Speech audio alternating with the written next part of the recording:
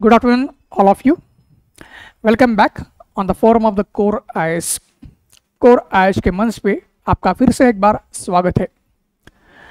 My friends, the mains is approaching very fast, and since we know that UPSC is very unpredictable, so definitely nowadays UPSC is changing the pattern very fast.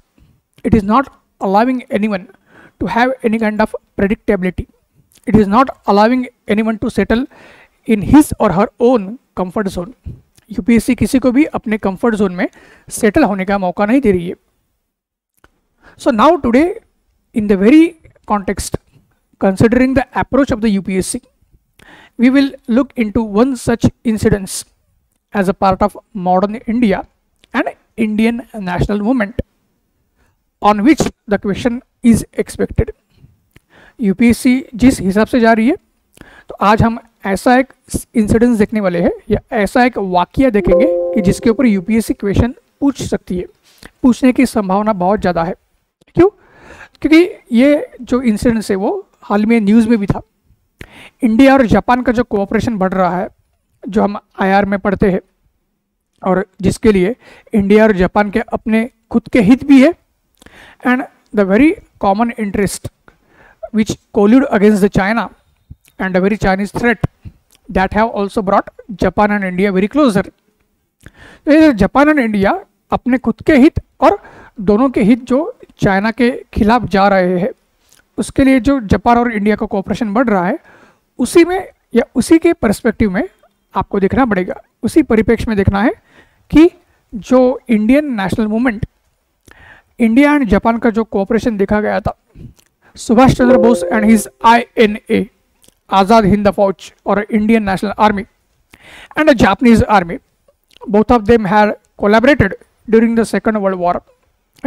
द्वितीय महायुद्ध के दौरान सुभाष चंद्र बोस, उनकी आज़ाद हिंद फौज और Japan की जो अपनी आर्मी थी, दोनों एक साथ आए थे और एक मिलके उन्होंने British government and British army को South East Asia and Asia के अलग अलग पार्ट्स में हराया था.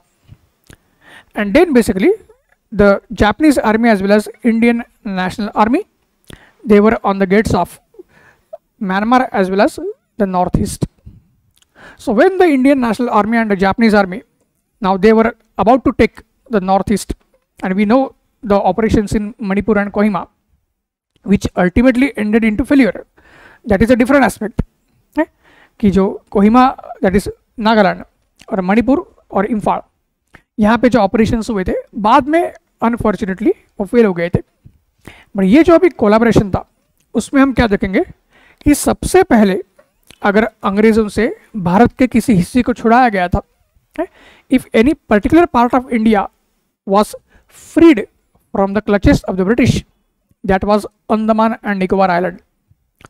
सो we will see here that as a part of collaboration and as a part of combined Indo-Japanese collaboration, we will see that on 23rd March 1942, Japanese forces within 3 to 4 hours, they were able to drive out the British from Andaman and Nicobar Islands.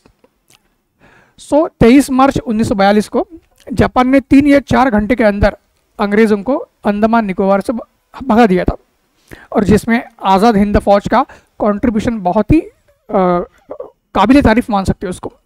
ये चीज़ ध्यान में रखनी है. और सिर्फ काबिल तारीफ नहीं, सुभाष चंद्र बोस और उनकी आज़ाद हिंद फौज की तरफ से फिर जापानीज आर्मी को कन्विंस किया गया था कि अंडमान निकोबार हमारे हाथ में दीजिए, मतलब इंडियन नेशनल आर्मी के हाथ में दीजिए. और फिर सुभाष चंद्र बोस, उन्होंने आपका 30 दिसंबर 1943 को उसी अंडमान निकोबार आइलैंड्स में भारत का तिरंगा लहराया था. और जाहिर सी बात है, जैसे मैंने बताया, it was the first ever territory of India to get freedom from the British. और फिर इसी अंडमान एंड निकोबार जो हमारे द्वीप है, उनका नाम चेंज किया गया था, शहीद एंड स्वराज. अंडमान का नाम शहीद हो गया, निकोबार का नाम स्वराज हो गया. तो अभी बात क्या है, जिस इंसिडेंस के बारे में हम देख रहे हैं, अगर आप टाइटल देखते हो तो you will get to know Homfraygunj massacre. Homfraygunj massacre जो है, तो ये कैसे हुआ था? तो आज़ाद हिंद फौज और सुभाष चंद्र बोस उन्होंने कन्विंस किया था जापानीज को अंडमान निकोबार का कंट्रोल भारतीयों के हाथ में आना चाहिए। तो आज़ाद हिंद एडमिनिस्ट्रेशन आपका चालू किया गया था। The Azad Hind administration was establish. Azad Hind Fauj जो है उनका अपना एक प्रशासन, वो भी नागरिक प्रशासन, civilian administration was establish. But point was that despite the fact that our administration was now established, still the real control was in the hands of Japanese. Japanese ने हमें एडमिनिस्ट्रेशन एस्टेब्लिश करने का मौका तो दिया, बट एक्चुअल जो control था उस एडमिनिस्ट्रेशन का वो किसके हाथ में था? अंग्रेजों के ही हाथ में, सॉरी जापानीज के ही हाथ में था, अंग्रेजों के नहीं, वो जापानीज के ही हाथ में था। और जब ये कंट्रोल जापानीज के हाथ में आ गया और वो 1942 से लेकर 1945 लगभग 2.5 साल कंट्रोल रहा था, तो उस 2.5 साल में हम इतने अत्याचार देखेंगे भारत के लोगों के ऊपर जो जापान के आर्मी ने किए थे। ऐसे अत्याचार शायद अंग्रेजों ने भी अपने लगभग 200 साल का जो उनका राज था भारत में किए नहीं होंगे। जालियनवाला बाग मैसेकर जितना फेमस है, उससे ही हम बोल सकते हैं कि उससे भी कहीं ज़्यादा आपका बहुत ही इनह्यूमन या बहुत ही ज़्यादा अमानवीय अत्याचार जापानीज ने किया था। अंडमान निकोबार में एक जगह है होमफ्राईगंज, वहाँ पे ये आपका मैसेकर हुआ था, या यहाँ पे नर हत्या हुई थी किसकी तरफ से? जापानीज की तरफ से। और ये कब हुआ था? आपका ये हुआ था 30 जनवरी 1944। 30 जनवरी 1944 को 44 भारतीय थे जिनको कसाई की तरह बुचर किया गया था। उनको बेसिकली क्या किया गया था? बुरी तरीके से मारा गया था और उनका खात्मा किया गया था। क्यों? क्योंकि बेसिकली जापानीज जो साम्राज्यवाद है या जापानीज इंपीरियलिज्म है, तो as a part of Japanese imperialism, now Japanese wanted to exploit the Indians as a human labor। Japanese भी भारत के जो संसाधन है, चाहे वो मानवीय संसाधन हो या जो हमारे जो कुदरती संसाधन हो या नैसर्गिक संसाधन हो, उनको एक्सप्लॉइट करना चाहते थे। और इसी बदौलत हम देखेंगे कि बेसिकली वो इंडियंस के ऊपर शक करते थे। एंड उनका जो मैसेकर किया गया था वो इसलिए किया गया था कि उनको शक था कि जो अंडमान निकोबार में भारतीय रहते थे वो कहीं ना कहीं अंग्रेज़ों के लिए जासूसी कर रहे या स्पाईगिरी कर रहे। They were basically suspected of spying for the British as far as the Indians were concerned. And that's why on 30 January 1944 44 innocent Indians were massacred by the Japanese. ये पॉइंट ध्यान में रखना है। और इससे ये भी क्लियरली दिख गया था कि जो आज़ाद हिंद प्रशासन है या एडमिनिस्ट्रेशन है वो कितना हेल्पलेस था, कितना विवश था, ये इससे देखा गया था। क्यों? क्योंकि वो कुछ नहीं कर पाया। जो जापानीज को सपोर्ट कर रहा है उनके ही लोगों को मारा जा रहा है और अपने ही लोगों का प्रशासन यानी आज़ाद हिंद प्रशासन कुछ कर नहीं पा रहा था। ऐसा माना जाता है कि अंडमान निकोबार के लोग जो है उन्होंने सुभाष चंद्र बोस उनको बहुत बार बताने की कोशिश की थी कि उनके ऊपर जापान के लोग किस प्रकार अत्याचार कर रहे हैं।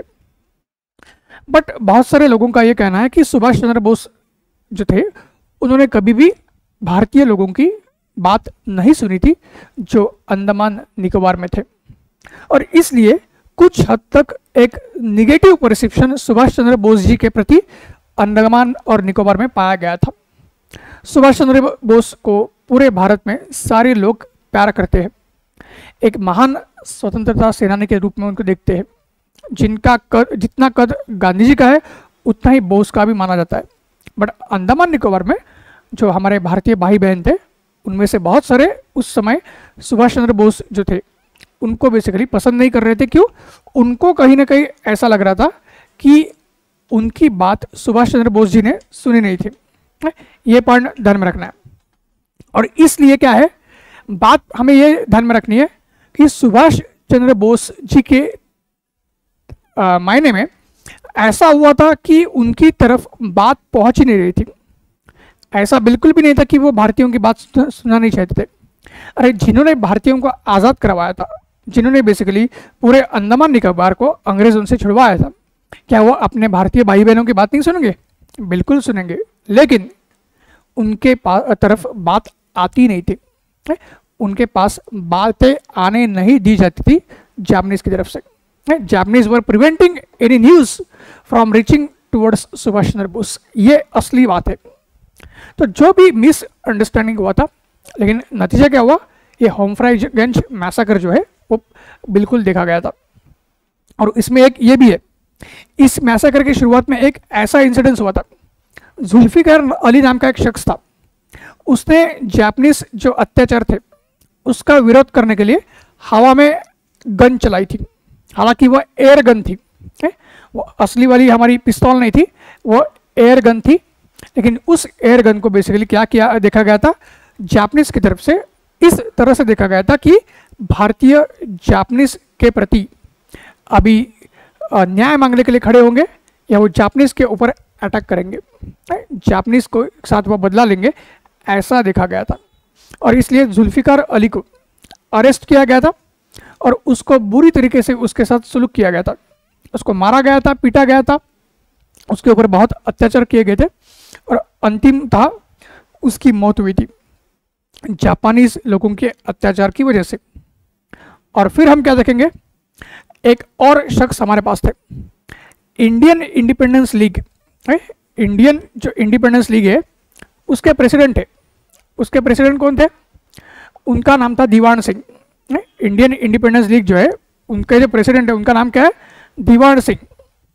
वो जो दीवान सिंह है वो एक मेडिकल ऑफिसर थे।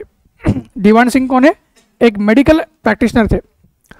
उन्होंने बेसिकली क्या किया कि ये जो मैसाकर हुआ था तो बाकी लोगों का मैसाकर ना हो, और जुल्फिकार अली की वजह से बाकी लोगों के ऊपर जो अत्याचार हो रहे थे उसको बेसिकली रोकने के लिए दीवान सिंह जो इंडियन इंडिपेंडेंस लीग के प्रेसिडेंट थे, उन्होंने बहुत सारी कोशिश की थी।